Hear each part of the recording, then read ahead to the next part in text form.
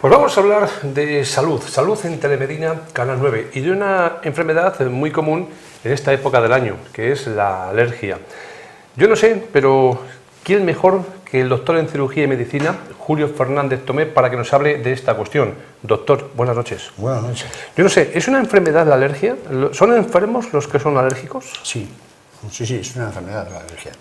La alergia es una reacción exagerada a una cosa normal y por lo tanto es una enfermedad, sí. Bueno, y dirán muchas personas, ¿y qué es eso de la alergia? Bueno, pues la alergia, si yo doy la definición de alergia, que la pueden leer en cualquier lado, no descubro nada, pero si explico qué es la alergia en relación a una persona normal, creo que se me va a entender. Mira, el cuerpo humano, el organismo humano, es un ser muy perfecto porque es un laboratorio perfecto y entonces tiene una serie de mecanismos de defensa ante cosas que no es que les sean extrañas, sino que les son perjudiciales. Por ejemplo, una bacteria, un virus. ¿Cómo reacciona? Genera anticuerpos, para vencerles genera fiebre. La fiebre es un mecanismo de defensa, ¿no? Pero son elementos que entran o toman contacto con el organismo que son claramente dañinos para el organismo. Eso se llama inmunidad. Es una persona que tiene inmunidad. Bien. Voy a hacer una cosa para que se entienda todavía mejor. Si eso no ocurriera, pues tendríamos una hipoinmunidad, lo que ocurre, por ejemplo, con el SIDA, que es una inmunodeficiencia adquirida. Es decir, le llega un germen y no tiene fuerza para reaccionar. Eso es patológico. En este caso, muy grave. Bien, el organismo se defiende en condiciones normales del germen, de lo que le venga, pero aquí viene lo patológico. El organismo a veces se equivoca y hace una reacción igual que haría con una bacteria ante elementos que a los demás no les hacen daño. Tú vas paseando y no te da alergia a nada. El organismo se equivoca y entonces un polen, por ejemplo una gramínea, es lo que hemos conocido, ¿no?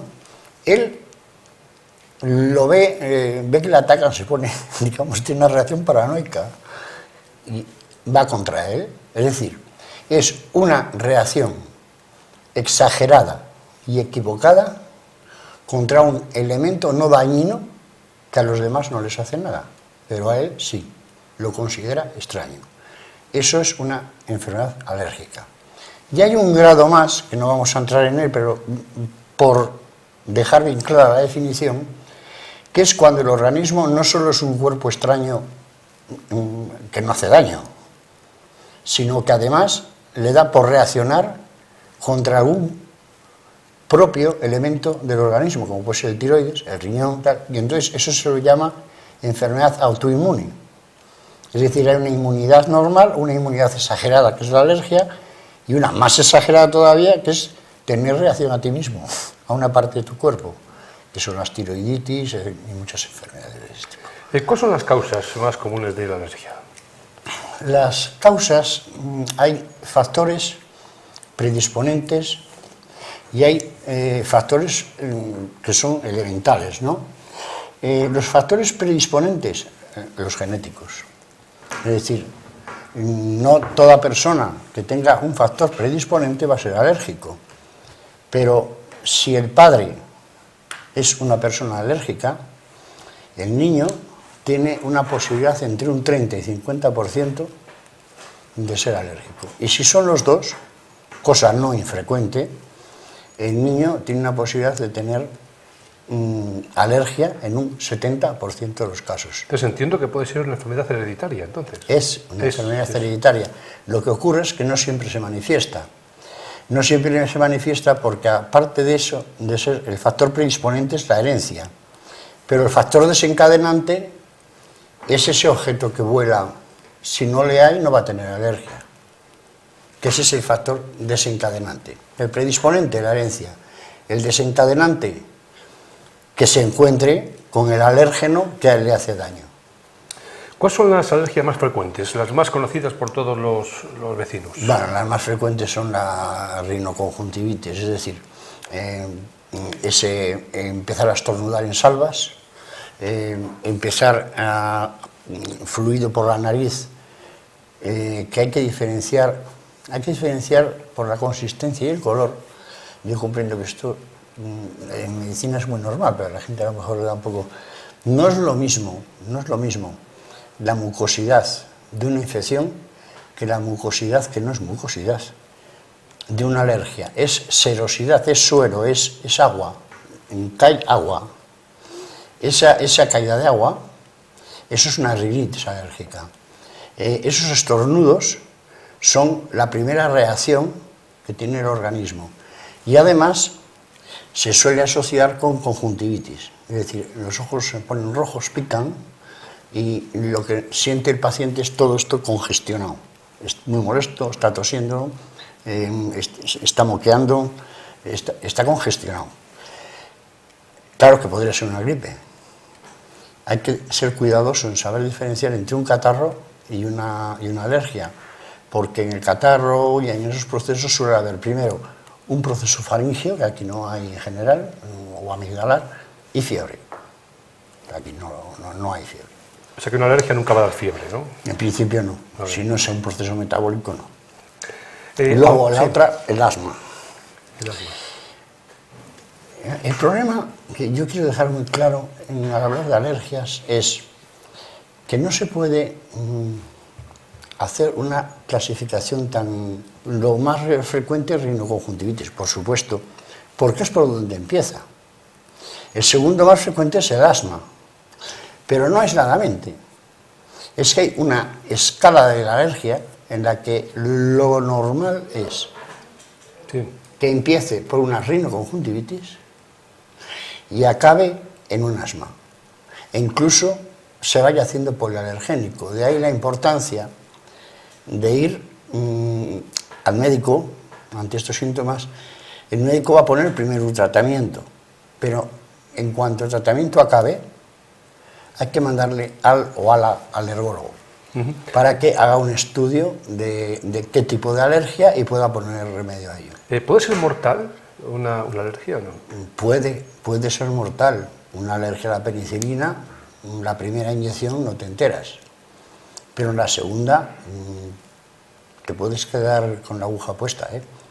Es decir, es una urgencia de corticoides, de adrenalina, porque te da un edema de glotis y puedes morirte, claro que sí. Sí, lo que es cierto es que hay muchas alergias. Eso se llama shock anafiláctico.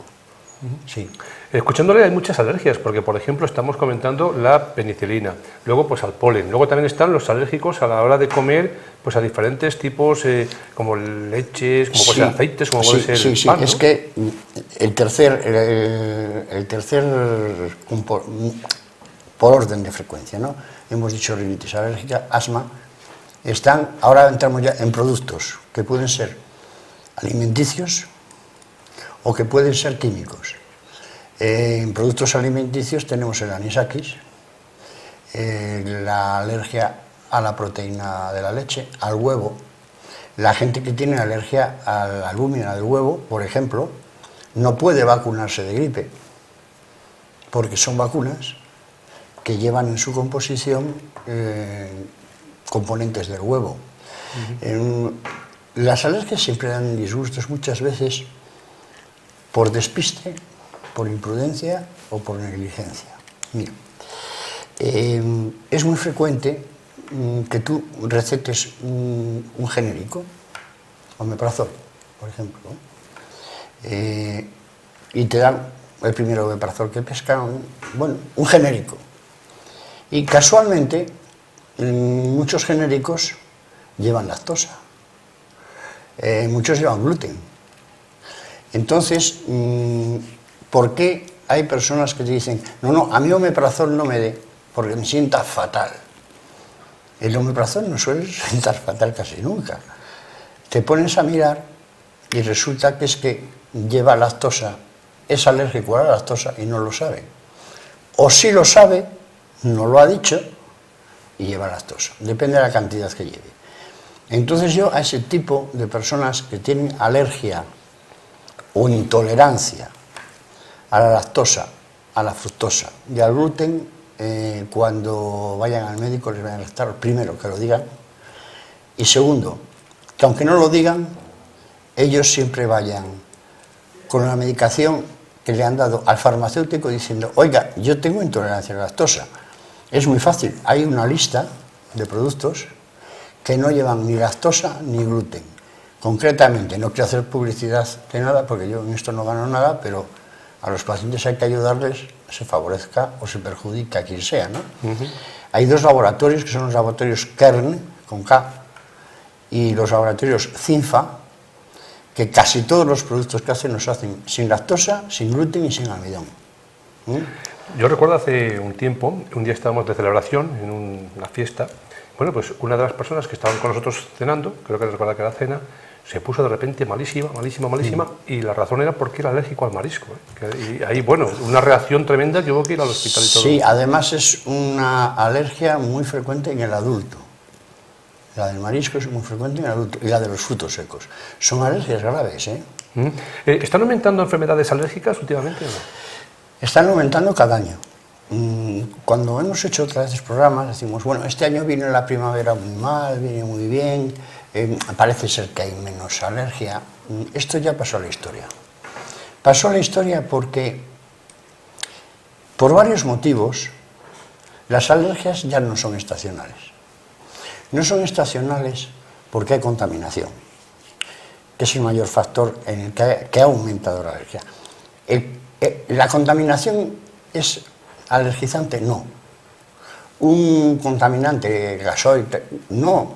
Lo que ocurre es que esos contaminantes, al caer sobre las gramíneas, sobre las plantas, etc., las hacen más agresivas aún. Con lo cual, la gramínea que a ti te daba, o el polen que a ti te daba alergia, ahora te da más. Pero te da más porque el contaminante la ha hecho más agresiva. Ese es uno de los motivos por los que están aumentando, ya de entrada la gravedad, ¿no? Otro motivo es que viajamos más. Y si decíamos que hay factores predisponentes, la alergia, y desencadenantes, el alérgeno, y resulta que recorremos muchos kilómetros, lógicamente estás comprando bastantes más boletos de lotería, porque en algún sitio te vas a encontrar el alérgeno que no te merece, ¿sí? Y entonces han aumentado. Han aumentado porque en los países civilizados, socioeconómicamente más elevados, la calidad de vida ha hecho que aumenten las alergias. ¿Por qué? Porque hay una cosa que se llama el exceso de higiene. Te pongo un caso, mira. Yo soy rotario, pertenezco al Club Rotary, que tenemos el honor de haber sido los que, gracias a nosotros, existe la vacuna de la polio. Creo que es bastante importante. Yo creo. ¿Qué pasaba con la polio? Con la polio pasaba lo siguiente, igual que con esto. En los países subdesarrollados había muy poca polio. En los países desarrollados había mucha polio. Y esto está ocurriendo con las alergias. En los países muy desarrollados, higiénicamente muy higiénicos, ocurre que el organismo, que decíamos que es muy sabio y reacciona inmediatamente, se aburre porque no hay gérmenes, no hay nada, le das un antibiótico, no lucha. Y entonces empieza a luchar contra lo primero que pesca. Es decir, la ducha diaria, todo muy mirado, exceso de higiene. El organismo no tiene inmunidad porque no le estás exponiendo a agentes contra los que tendría que luchar. Y entonces se equivoca y empieza a luchar contra lo primero que pesca. ¿En qué afecta a la calidad de vida de los enfermos de alergia? Uy, mucho, afecta mucho. Cualquiera, yo siempre digo que hay que sentarse en la silla de enfrente para ver qué siente el paciente, ¿no? Pues mira, afecta en lo siguiente. De entrada, el niño, un inciso, cuando hablábamos de asma, no se debe nunca hablar de asma en menores de 5 años, ¿eh? Podemos hablar de bronquiolitis y de muchas cosas, pero de asma no. El asma se debe hablar a partir de los 5 años. Esto viene a cuento de que la calidad de vida solo de una rinoconjuntivitis no te deja estudiar. A lo mejor no te deja ni presentar el programa, porque te suele acompañarse de afonía. Estás mal, respiras mal. Mira, respirar mal afecta la calidad de vida de la siguiente manera. Tú puedes aguantar sin comer un mes, sin beber 4 días y sin respirar ¿cuánto? El no respirar, nada, un momento. El no respirar es algo que provoca tal ansiedad que el paciente ya su calidad de vida la ha fastidiado. Pero a largo plazo, el niño adolescente que tiene una rinitis alérgica, que está todo el día con asma, que respira mal, si respira mal, lo lógico es que le llegue poco oxígeno al cerebro. Si no está bien, lo propio es que no se pueda concentrar bien. Por lo tanto, todos estos procesos repercuten en el rendimiento escolar.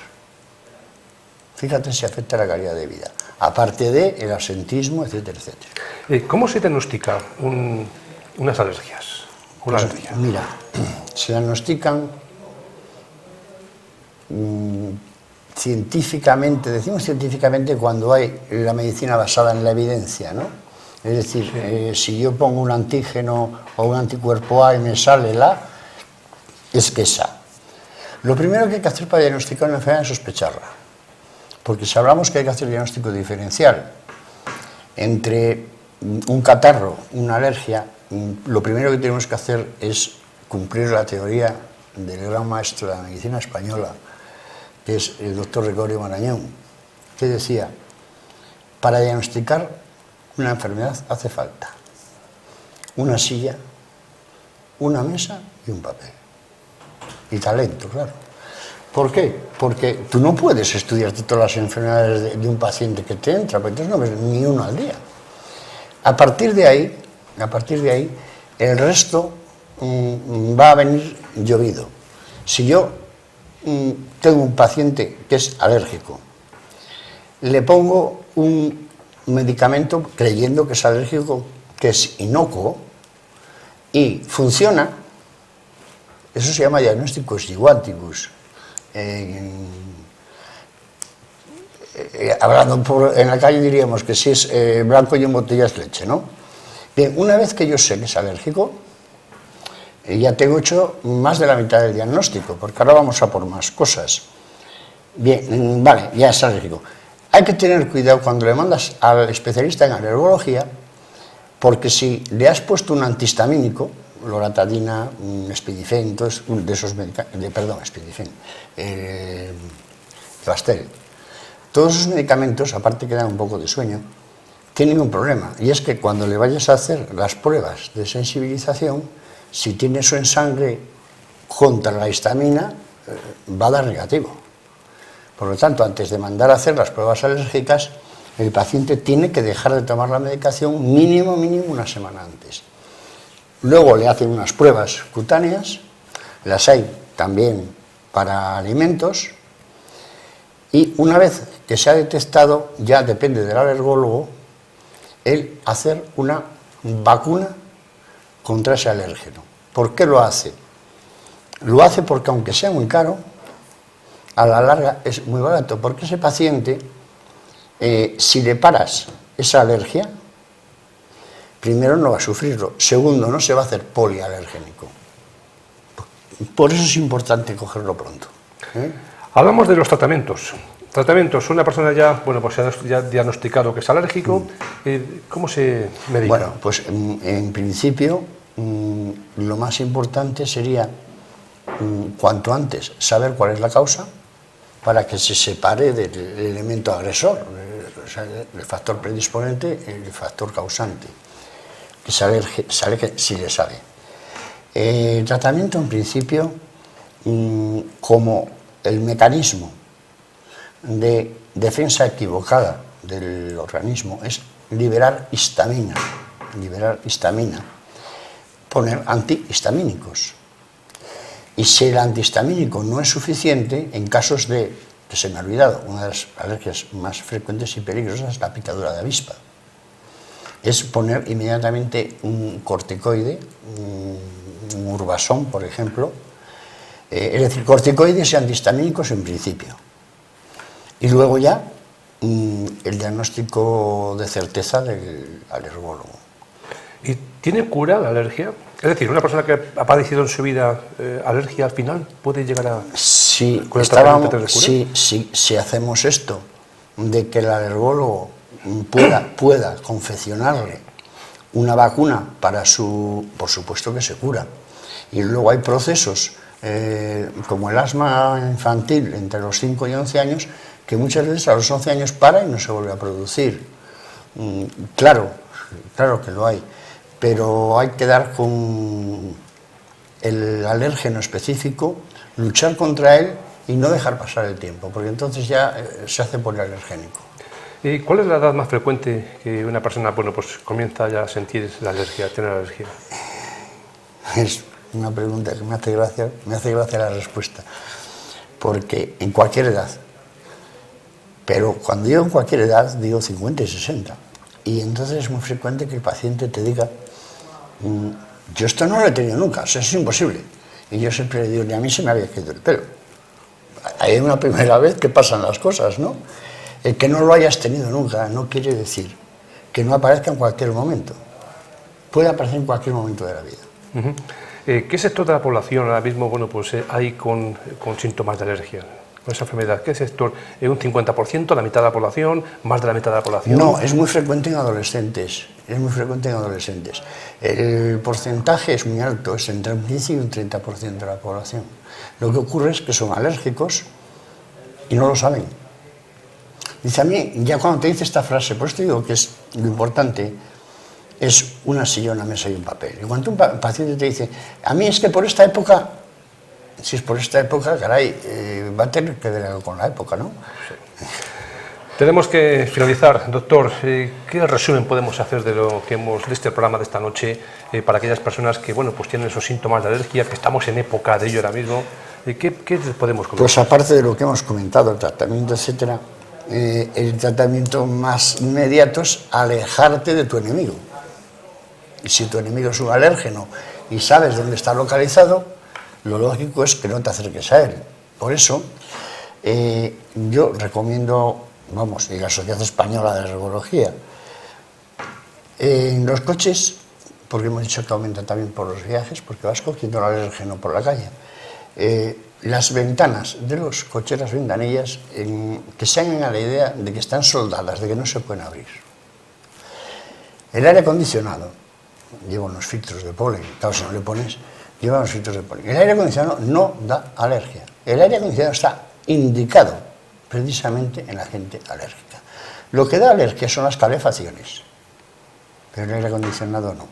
Un alérgico, cuando va en el coche, debe ir con el climatizador puesto y las ventanas cerradas. Eso de entrada. No acercarse nunca a un césped que esté recién cortado, ni mucho menos que lo corten, porque la cantidad de polen que levanta es increíble.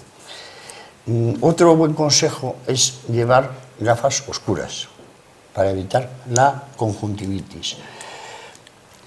Nunca, esto es una cosa muy boba, pero es muy cierta, has lavado la ropa, la cuelgas. En días de viento nunca se debe colgar la ropa. Es decir, igual que no la cuelgas cuando hace 4 grados bajo cero, porque se rompe, se congela, tampoco cuando hace mucho viento, porque todas las gramíneas, pólenes, se van a pegar a la ropa. Te vas a tapar con ella y tienes la alergia solo con irte a la cama, porque tienes todo el muestrario pegado a la sábana cuando estaba mojada. Más consejos. Evitar, esto que es muy difícil de hacer, evitar actividades al aire libre entre las 7 y las 10 de la mañana y entre las 7 y las 10 de la noche. Uno porque sale y otro porque cae. El caso es que esas horas son las peores horas que hay. Pero claro, esto en nuestro mundo es muy difícil. Sobre todo hay una cosa muy importante.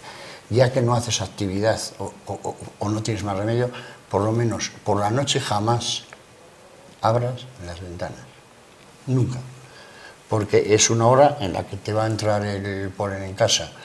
Yo comprendo que el aire acondicionado es muy caro, pero hay otra cosa más barata, aguantas el calor, pero no abras las ventanas por la noche nunca. Ojo, me estoy refiriendo a los alérgicos, no al resto de la población. Pues doctor Julio Fernández Tomé, muchísimas gracias. Yo me imagino que con estos consejos haremos, bueno, pues aumentado la calidad de vida de nuestros espectadores, que es lo que intentamos, y siempre fundamental, primer síntoma, usted acuda al médico y luego ya pues que será el que decida, ¿no?, lo que sí, pasa. Y que nunca piensen, nada, esto se me pasa solo. No, esto no se te va a pasar solo, va a ir a más, se va a complicar, se va a infectar. Y que nadie, es muy frecuente. Esa es una bobada, yo siempre le contesto, en medicina nunca hay bobadas. Si usted viene, es que para usted por lo menos no es una bobada, ya suficiente acto de respeto y de cuidado. Pues doctor, con estas palabras nos quedamos. Muchas gracias, buenas noches y hasta un próximo programa. Muchas gracias a ti.